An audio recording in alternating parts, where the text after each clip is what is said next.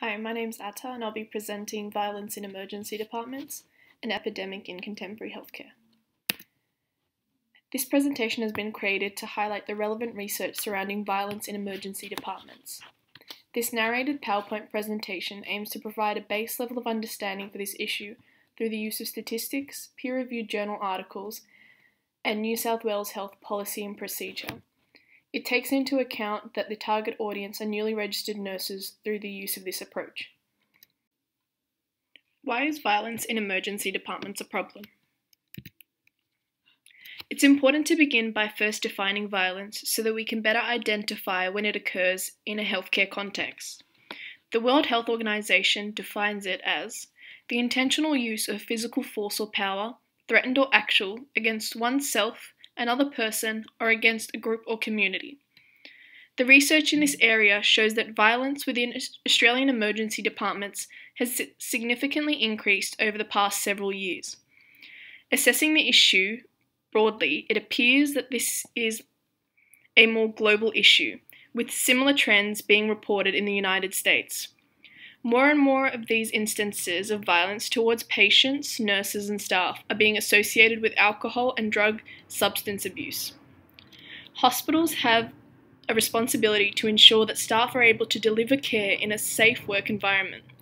Simultaneously, they are required to provide access to safe medical care for the communities they serve. Neither of these requirements can be met if continued violence within emergency departments is not addressed. What is currently being done about violence in emergency departments? The emphasis at the moment for addressing violence in emergency departments relates to changing the dominant perception that workplace violence is an inherent part of working in such an environment. This perception leads to instances of violence being consistently underreported. This measure begins just as we first did, by defining what violence is so that we can better identify it by staff and patients.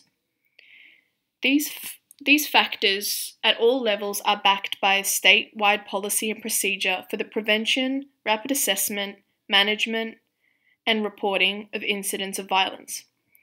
Within New South Wales health districts, a zero-tolerance approach has been adopted for procedures relating to management and prevention of violence. This policy directive also creates a standardized approach for reporting violent incidents. If we are to deliver a high quality of care for the public, then the rates of violence in healthcare settings and the nursing culture that normalizes violence needs to be simultaneously addressed. Why violence in emergency departments is a significant issue to contemporary nursing practice. As we've already discussed, violence towards nurses and other healthcare staff is a consistently increasing risk, with rates of incidents on the rise. It's important to also address the fact that these incidents of violence will also affect the patients that we care for. In certain circumstances, patients can also be the direct recipients of violence. As mentioned previously, patients have the right to access safe medical care. Incidents of violence may also indirectly impact patient safety and the quality of care that they receive. Abusive work environments have been shown to increase the chances of mistakes in care delivery. This is as a result of stress experienced by the healthcare professional. Patients subsequently suffer as a result of these mistakes. It is therefore in the best interest of the healthcare system to address and mitigate instances of violence if we are to provide the highest quality of care. How can effective leadership resolve or mitigate the problem of violence in emergency departments? Effective leadership plays a major role in reducing not only the occurrence of workplace violence, but also helps to change workplace culture. Effective leadership in this area means that people in these roles are able to recognize workplace violence as an issue and not simply as part of the job. A survey conducted in the United States on violence against nurses in emergency departments found that out of the 154 nurses initially questioned, 55.8% thought that workplace violence was part of the job in the emergency department. Following these initial results, a reporting tool was created to provide staff a simplified way to report events as they occurred. Alongside this tool, an education program was delivered to educate staff on what is constituted as violence, how to report it, and most importantly, pushed a zero tolerance for workplace violence. As a result of effective leadership within this emergency department, the follow-up survey showed a decrease in the percentage of nurses that believe that workplace violence is part of the job. The background: violence in emergency departments. From the research and data analysed, we can see that violence in emergency departments is a major issue. It's clear to see that workplace culture surrounding these incidents is slowly changing as a result of education. However, when assessing the statistics and supporting trends, we can see the need for continued efforts. One cross-sectional study into violence experienced by nurses and midwives found that 81% of participants reported between 1 and 10 incidents of workplace violence. Participants within this study reported being selective with reporting incidents, which again is problematic as it does not allow us to see the broader statistics of violence. This comes back to the need for a change within nursing culture. The non-physical ramifications for nurses being involved in incidents include burnout, fear of future episodes, and anxiety.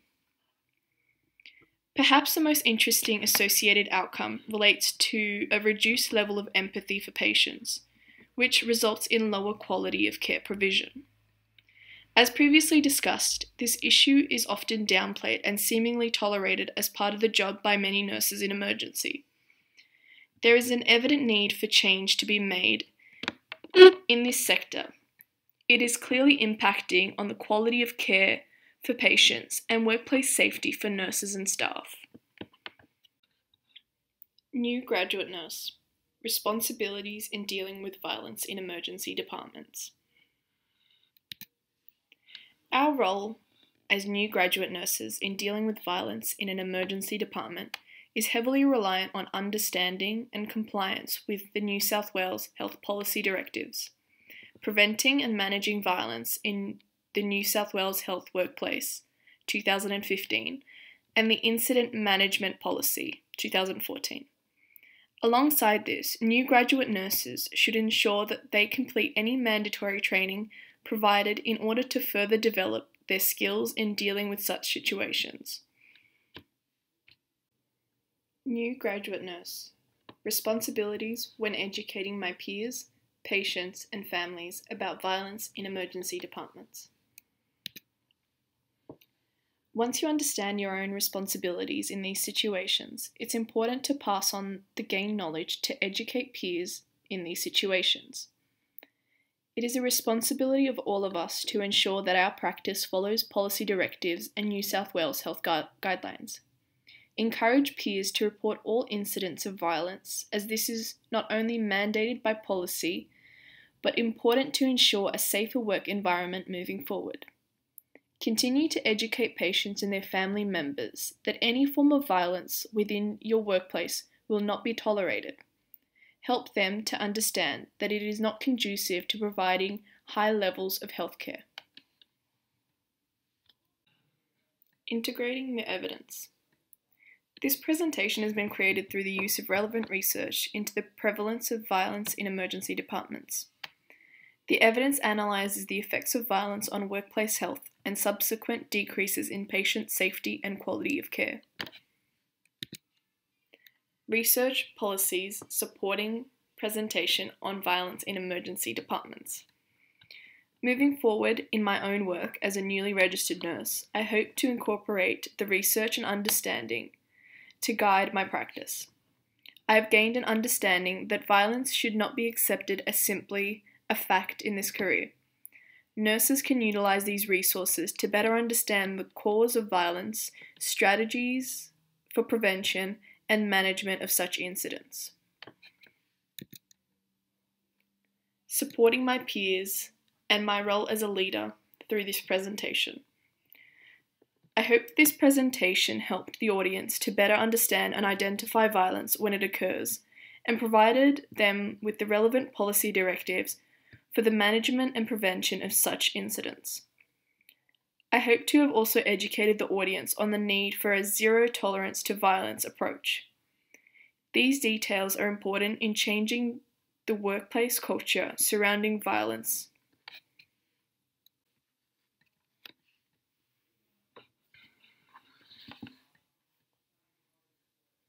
Thank you for listening to my presentation. These are just some of the references that I've used. Yeah, thank you.